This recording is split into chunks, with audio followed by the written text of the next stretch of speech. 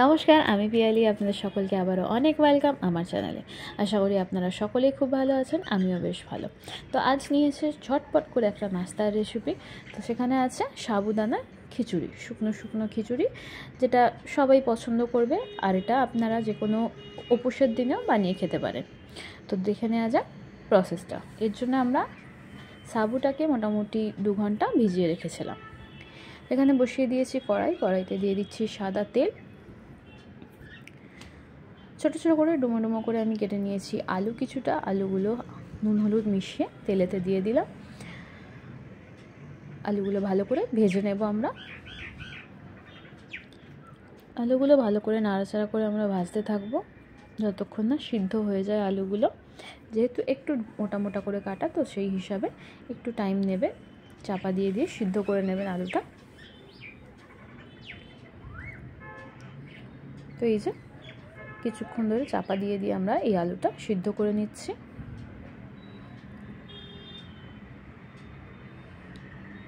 দেখুন অলমোস্ট আলুগুলো আমার সিদ্ধ হয়ে গেছে। এবার মাঝখানটা আমি একটু ফাঁকা করে নেব। তার মধ্যে ফোড়নের জন্য আমরা দিয়ে দেব সর্ষে, কালো সর্ষে দিয়ে দিলাম এখানে। আর দিয়ে দিলাম কারি পাতা। আর দিয়ে দিচ্ছি কুচানো কাঁচা লঙ্কা। লঙ্কাটা অবশ্যই আপনারা আপনাদের স্বাদ অনুসারে নেবেন। তো সব কিছু ভালো করে একটু ভেজে নেব আমরা।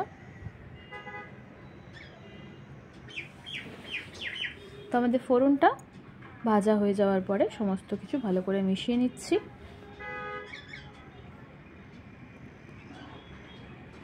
এবার এর মধ্যে আমি দিয়ে দিচ্ছি বাদাম, যেটা আমি হালকা একটু গ্রাইন্ড করে নিয়েছিলাম তার দ্বারা। সমস্ত কিছু আবারও বাদামটা হালকা ভেজে নেওয়া হয় যাতে, তো সেই জন্য মিক্স করে নিচ্ছি।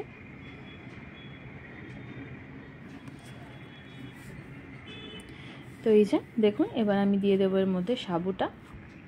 দেখে বুঝতেই পারছেন ঝরঝরে করে রাখা সাবুটা আমরা নিয়েছি এখানে।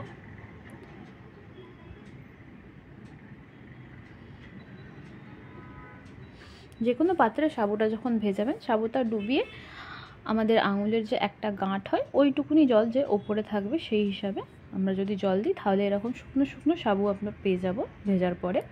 তো এর মধ্যে দিয়ে দিলাম হলুদ আর লবণ।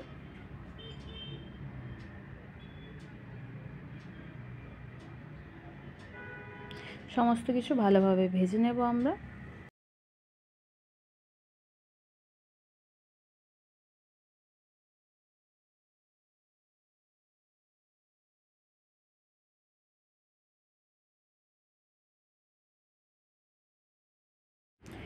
এভাবেই নেড়ে ছেড়ে আমরা এটাকে ভালো করে ভেজে নেব।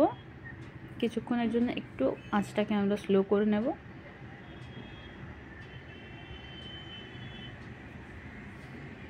চেষ্টা করবেন এটা ননস্টিকের জায়গাতে করা, না হলে অনেক সময় নিচে ধরে যায়।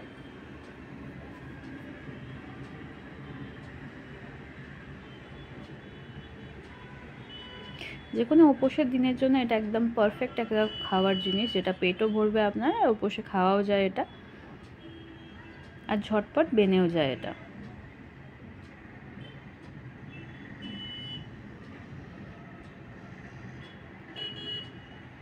কিছুক্ষণের জন্য আমি এটাকে হালকা আঁচে রেখে দিচ্ছি। আমি ঢাকা দিয়ে এটা করছি না, এটা খোলা অবস্থাতেই নাড়াচাড়া করব হালকা।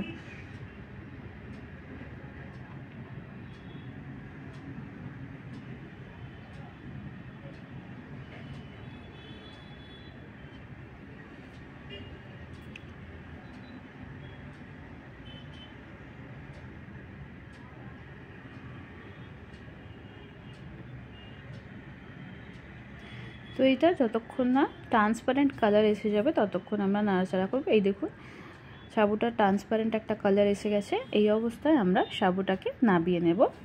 আমাদের সাবুর খিচুড়ি রেডি হয়ে গেছে।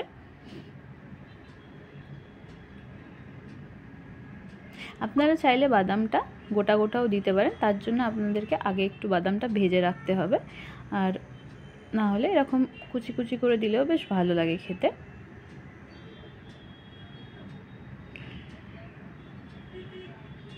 দেখে বুঝতেই পাচ্ছেন সাবুগুলো একটা সাবু আর একটার সঙ্গে চিপকিয়ে যাচ্ছে, সিদ্ধ হয়ে গেছে জিনিসটা। তো চলুন সার্ভ করে দেওয়া যাক। ভালো লাগলে অবশ্যই একটা লাইক কমেন্ট করবেন, আর এতক্ষণ সাথে থাকার জন্য অনেক অনেক ধন্যবাদ।